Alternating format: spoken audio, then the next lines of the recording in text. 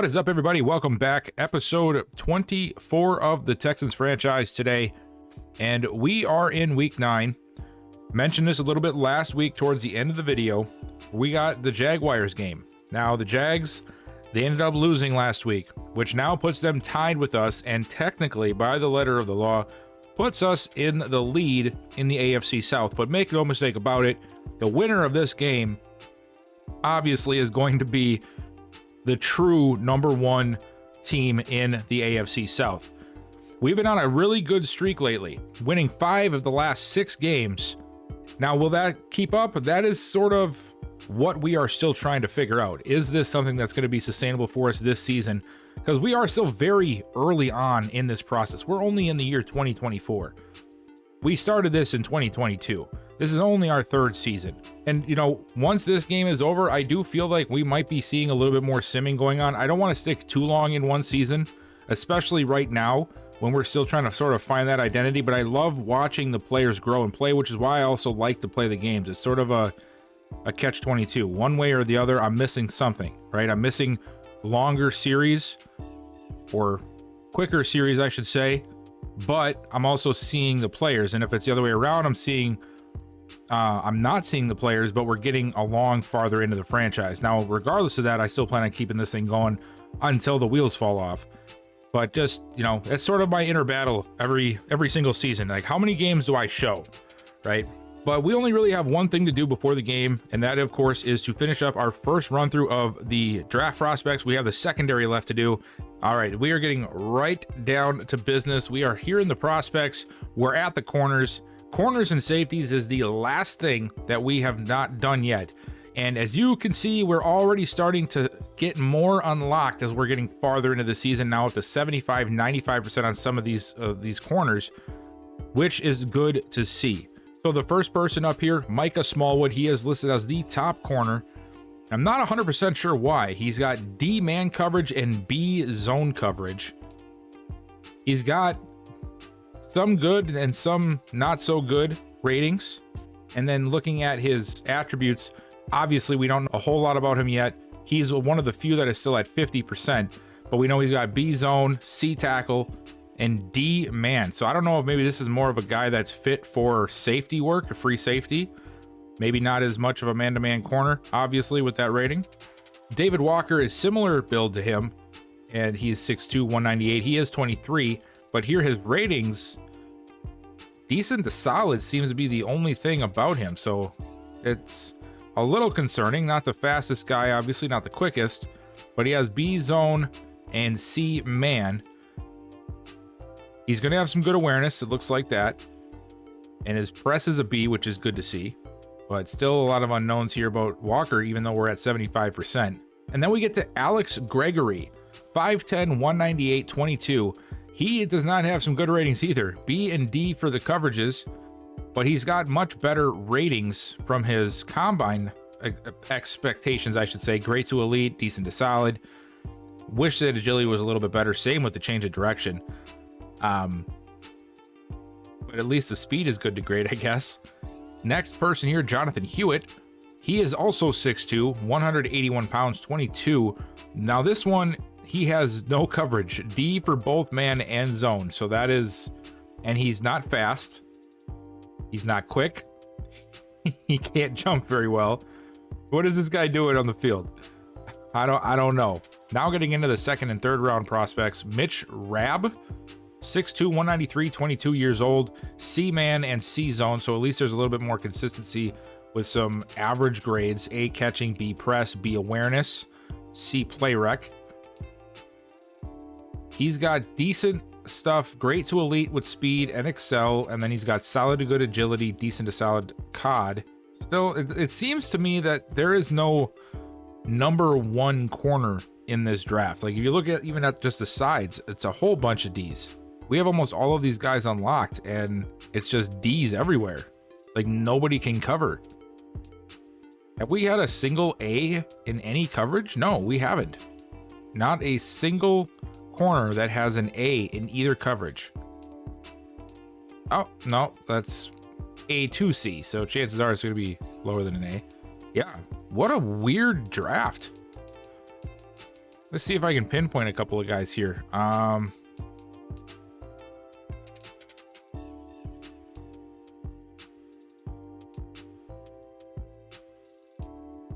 Wow, we're into day 3 here, and the pickings are very slim, it seems. We don't even have many corners with a B for coverage. All right, well, that might change things a little bit for the upcoming draft. I expected us to try and snag a corner at some point.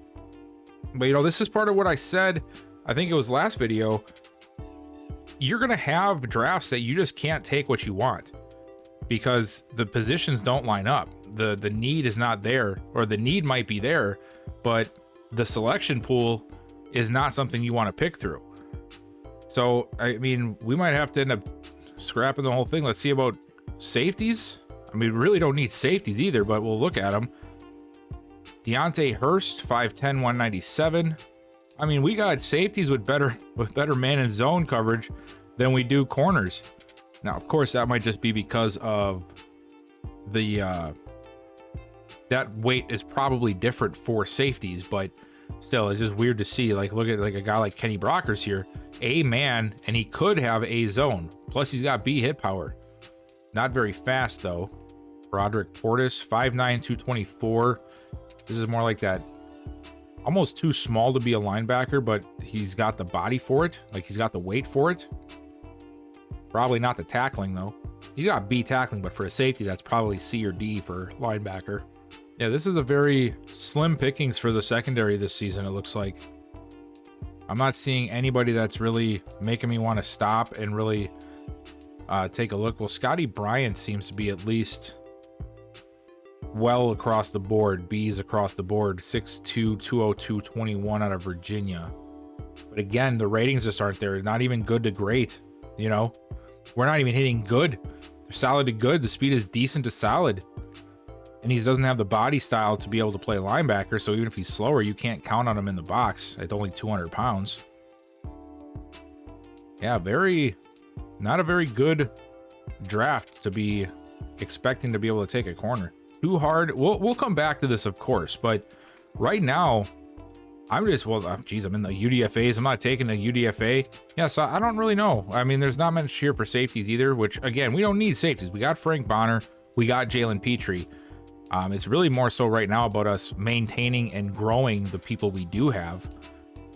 But still, you would like to be able to find, you know, a prospect or two that you can really try to hone in on and focus on. And I'm just not seeing that. I mean, right now, the very best corner prospect I'm seeing is probably David Walker. He's got B in zone and C in man, but and he's got good size. But I'm not a fan of his speed being decent to solid. I mean, he's decent to solid across the board. So, I mean, hopefully that turns out to be of the better ones. But, you know, it's still yet to be seen. We'll keep track on this. What about Chris Rainey? But he's got D's, you know, like none of these guys are just super fast. None of these guys seem to be that most athletic. It's really uncharacteristic of what I've seen in a lot of these draft classes, because the last few drafts, I mean, there's been corners galore. I mean, guys getting like 78 overall corners and stuff. And here we are sitting here and I don't even know if these guys can cover. The finishing touch to the draft class was a little bit underwhelming. It is what it is. You're going to have that sometimes. Taking a look at the Jags stats from the season, Trevor Lawrence was actually on a tear. So the last game he threw 4 interceptions, but you can see here he's only thrown 5 on the whole year. So that means that before this game against the Colts, he had 13 touchdowns to 1 interception on the entire year. Now, is the 4 interceptions a sign of things to come, or just a fluke game against a division opponent that's always tough? I mean, chances are it's probably the division assessment rather than just him falling apart. James Robinson has been a pretty consistent runner for them on offense. 95, 426, 6 touchdowns, averaging 4.5 yards a carry. And then Kirk leading the way in the receiving group. No surprise there, 637 yards, 4 touchdowns. But Ingram definitely being a very dangerous weapon at the tight end position, given his athleticism, leading with 6 touchdowns and trailing, but his second on the team in catches and yards. Devin Duvernay is a guy that you have to look out for because he can sort of get you when you're not expecting it. He's an 80 overall in this one. We know he's got the speed, so we have to be able to watch for him, especially in the slot game.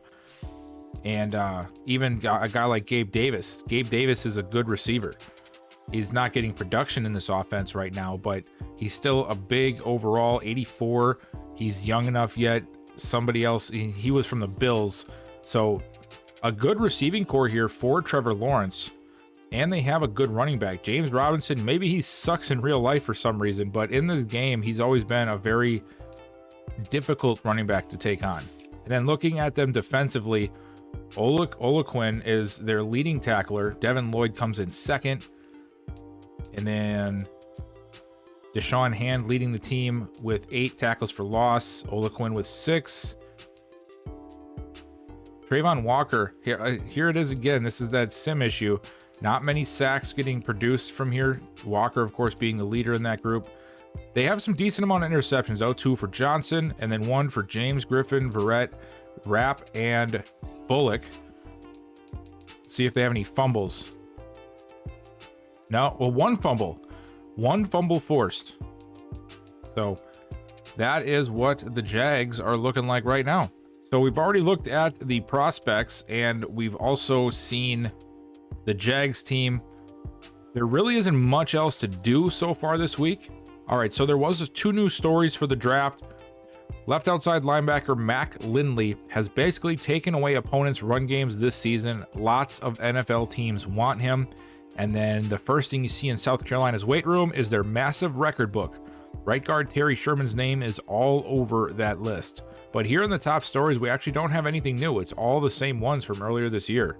Sort of waiting for this to start pushing more stories to see if that increases any of these prospects that we're seeing. Because right now it looks like a very underwhelming draft class to me. I mean, I could be wrong, of course, but it just doesn't seem to get me excited like some of the past ones did. Maybe it's because we have so many good players right now that I'm excited to see come into their own.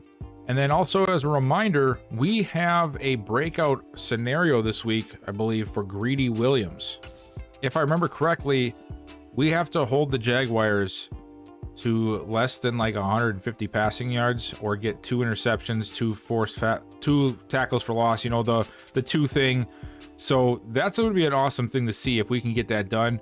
But given how high powered this offense can be, I'm a little concerned that this might be one that we're not going to be able to hit.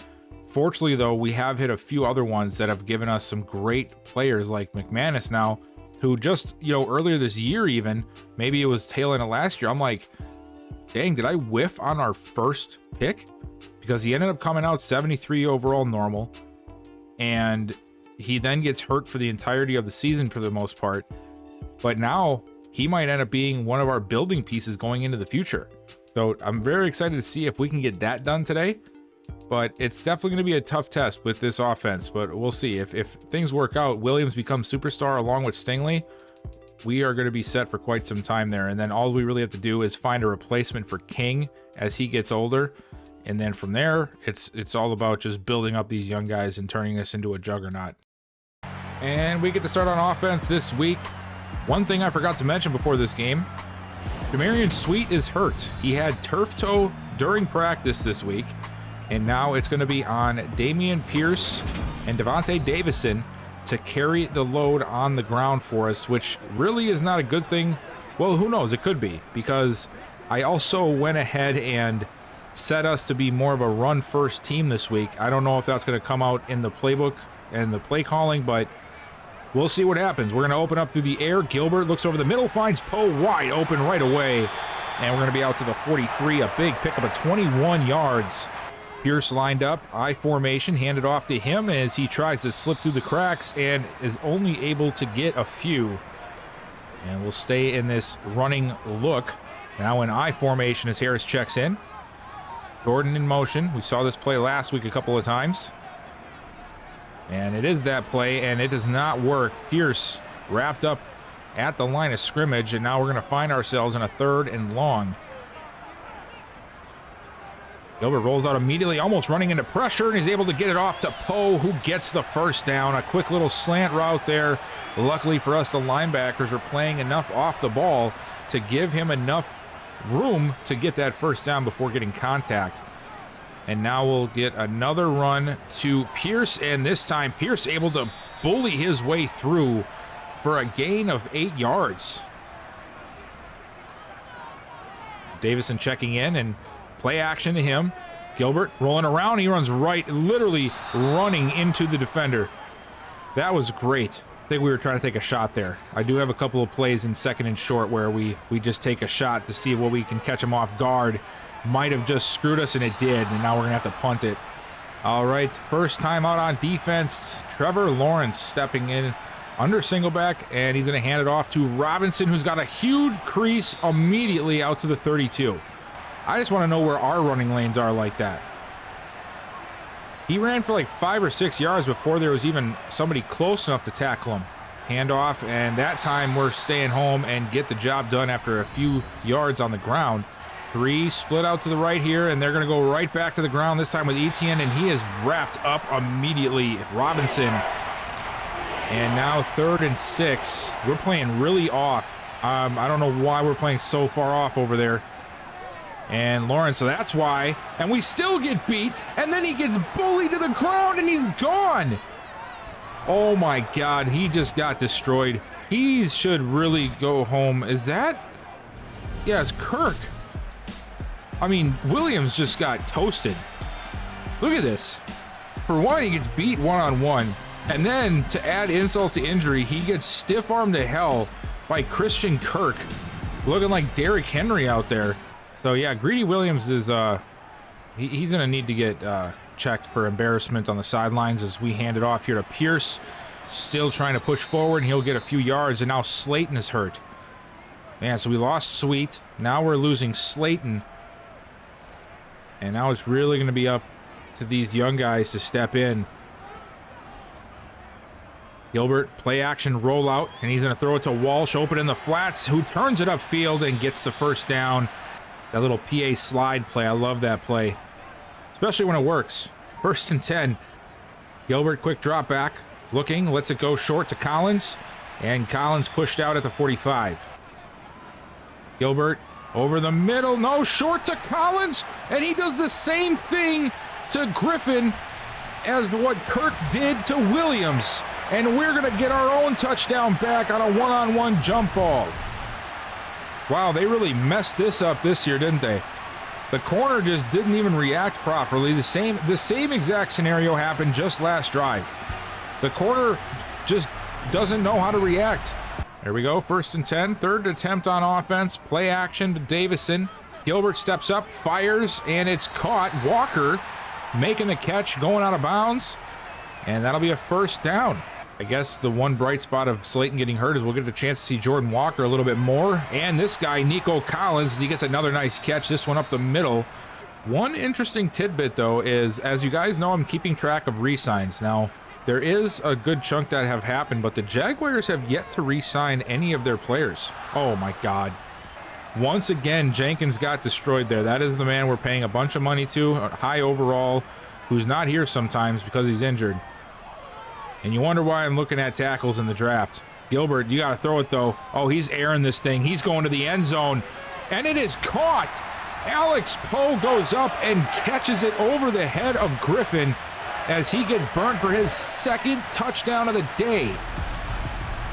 I mean, this is probably a lot to have to do with just Madden, but my gosh, what a big play by Poe here. The corner goes up with him, and he's just able to haul it in. He gets the inside leverage. The ball's a little bit short, which allows him to shield the defender and make the catch for another touchdown. The Jaguars have yet to sign a few of their players, Trevor Lawrence being one of them.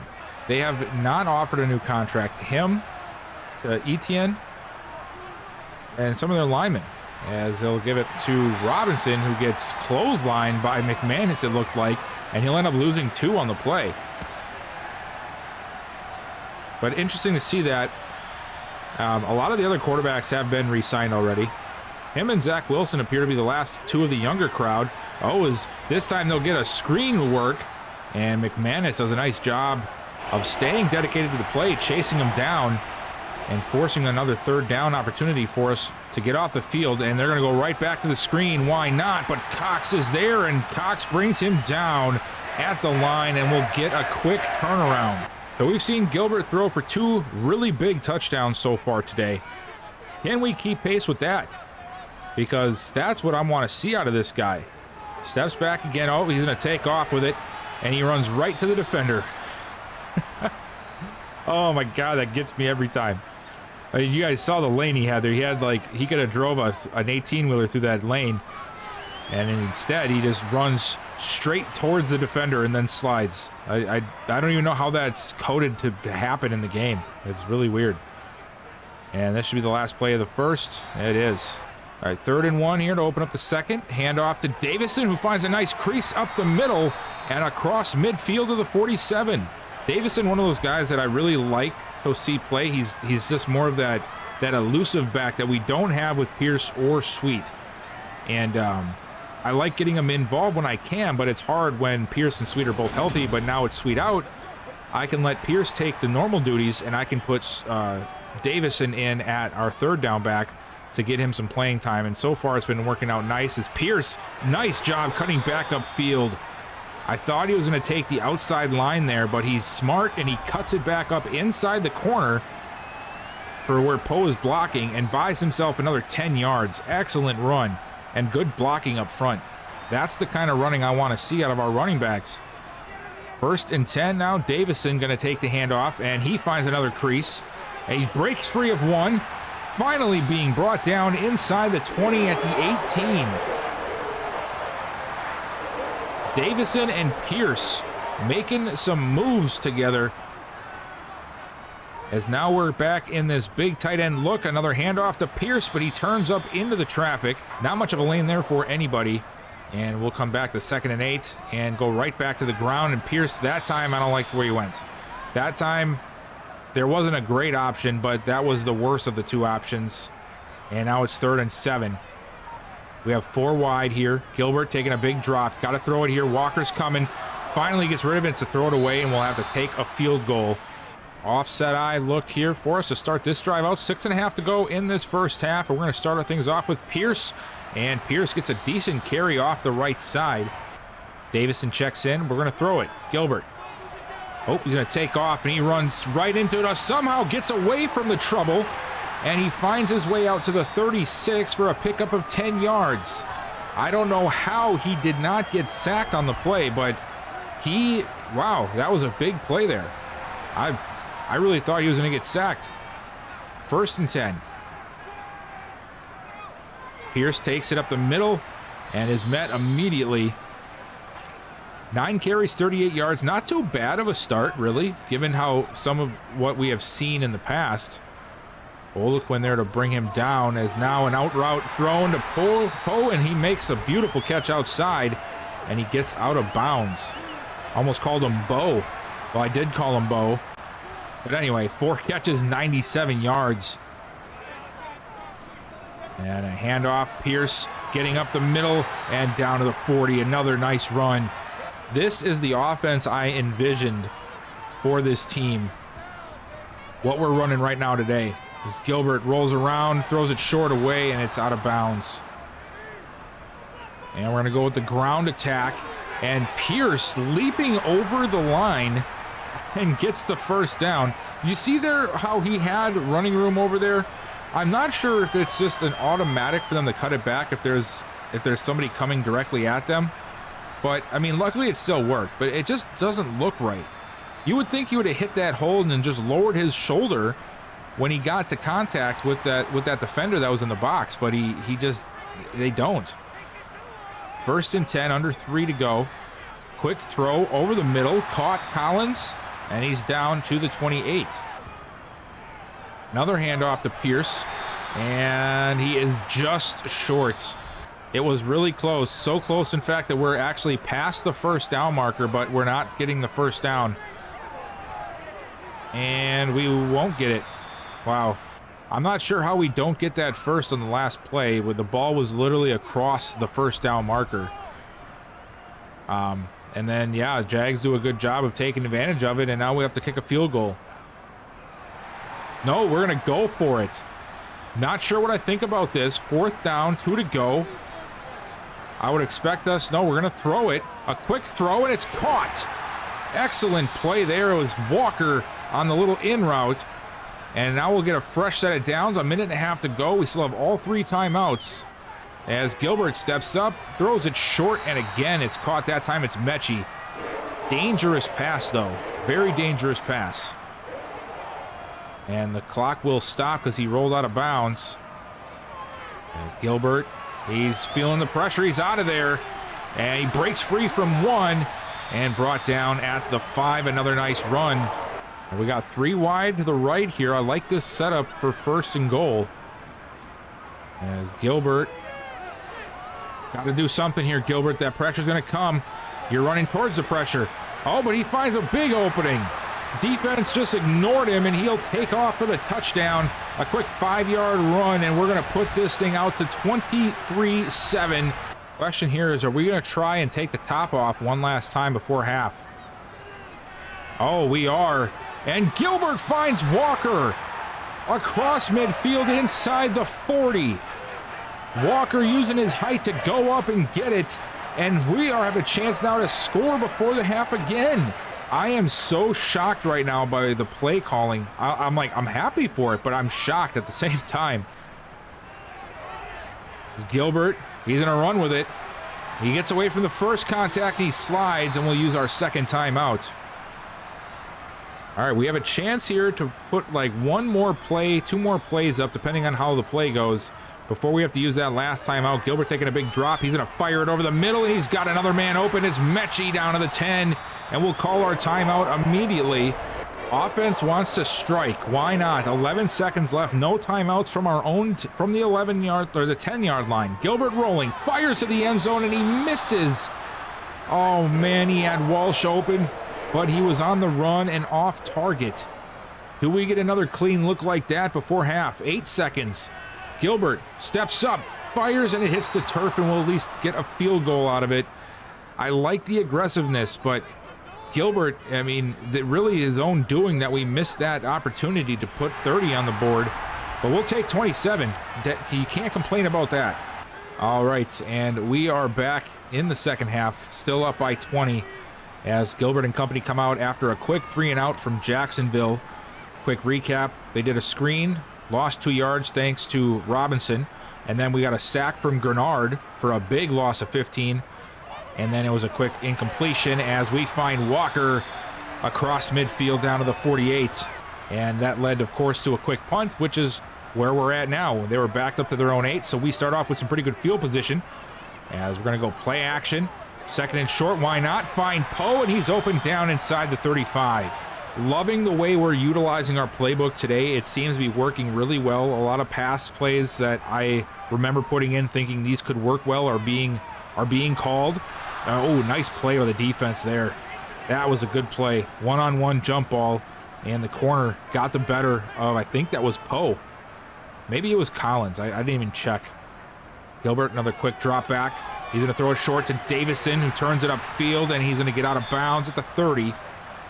Make this a little bit more manageable now. 3rd and 5. We got Mechie split out right by himself. A little bunch formation in the bottom left with Walker and Collins, it looks like. And Gilbert under pressure. He gets away from the initial pressure, and he's taken off, and he's got the first.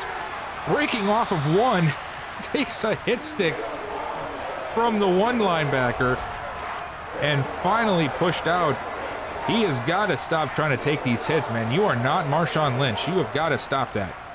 But as long as you're not fumbling, I'm okay with it.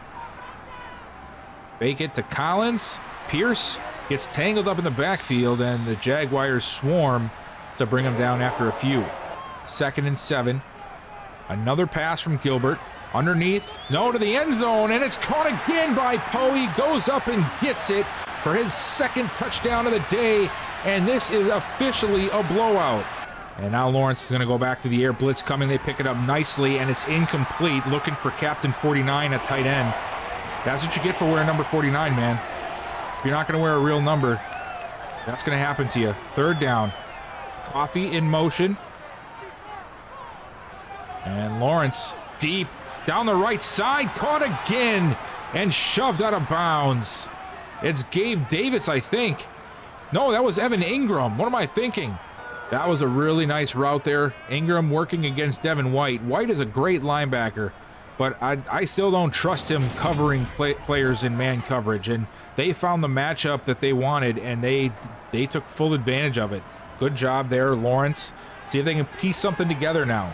Yep, another throw to Ingram. And now I think that's only his second catch, honestly. I think he was completely quiet. No, his third catch. Okay, so he did have one more. Hand off to Robinson, and we are ready. Excellent job up front. I think after this drive here, I'll probably start subbing some people out to get some extra people in. Lawrence throws it outside. A nice job by Coffee. He somehow turned around and ran upfield instead of running out of bounds. Gets the first down and down to the 10. And oh, false start. Lawrence under pressure again from Grenard, and he's able to get rid of it just in the nick of time. Grenard looking for his second sack of the day. We haven't had much pressure so far. Lawrence has done one thing right, and that has been getting rid of the football on time as he hands off a little delay there to Etienne, or Etienne. I don't know how to say his name. 3rd and 8. Lawrence, pocket holding up well. It's about to break down, and he gets rid of it, and it throws right to the defender, but I'm pretty sure we're going to get called for roughing the passer. And yep, I saw it coming. Fletcher Cox, that animation happens almost every time when they're that close to him, and it's going to give the Jaguars a free set of downs. Hand off to the fullback, who almost finishes off the drive on one carry. There we go, handoff, and it is a touchdown. Looks like Christian Harris did his best to get back there, but Robinson just too much to handle. Yeah, he just gets bounced off of him. And that's going to be a touchdown. And another quick route. And, oh, a big fumble. And it's Barton. He's going to take it the distance. No, Lawrence tracks him down. But a big play by the defense. Finally get that turnover. So I subbed in Gerald Anderson, the running back we signed last week off the practice squad. Just in some packages, not a lot. And, oh, there we go. A nice play to Walker. Second and goal. Blitz coming, and he finds Mechie over the middle for the touchdown. Excellent job throwing right into where the blitz came from, knowing there wasn't going to be much help there. And Mechie able to get his first touchdown of the season. Well, I doubt we're going to get many plays off here. I'm assuming we're just going to run it once and then down it. But what a game by this team. Our offense was absolutely electric, and there is a big run from Anderson.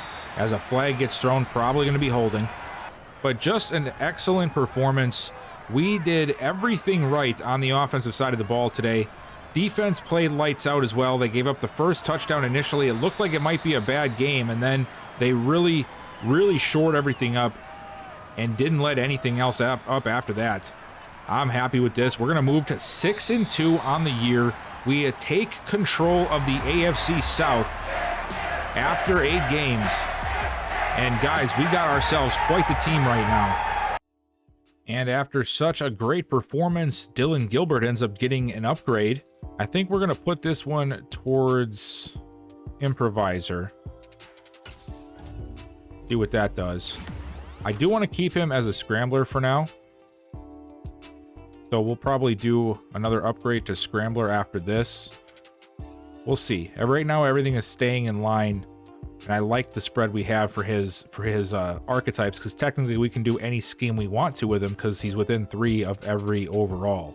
Greedy Williams does not get the breakout scenario, but that's okay. I sort of figured when I saw what it was that we weren't going to hit that. That was a big ask. And I see here that we have a new injury. This can only be one person. And yep, it's Darius Slayton, who is now out for 4 weeks. Okay, so now here we are in week 10. We have another big matchup against the Packers. Man, we have so many big games this season. I'm trying to get to a point where I can start simming some of these games and, you know, not show every game. We've watched like every game for like 5 weeks straight. Maybe we will sim this one. I don't know. We'll see. I'd like to maybe get closer to the end of the season now that we're sitting at 6-2, but it's just tough right now. We're seeing a lot of good stuff, and I'm liking what I'm seeing, but I think it's about time for us to do a couple of sims and make sure we're not watching too many games. But anyway, we're in week 10. We're sitting at 6-2. Next time we come back, we'll be maybe doing a game or two, and maybe we'll take on the Lions. That might be a good matchup with the rookie quarterback there, and then we'll go from there. But I appreciate you guys so much for watching. Make sure you drop a like, hit that sub button if you have not already, and I'll see you guys next time.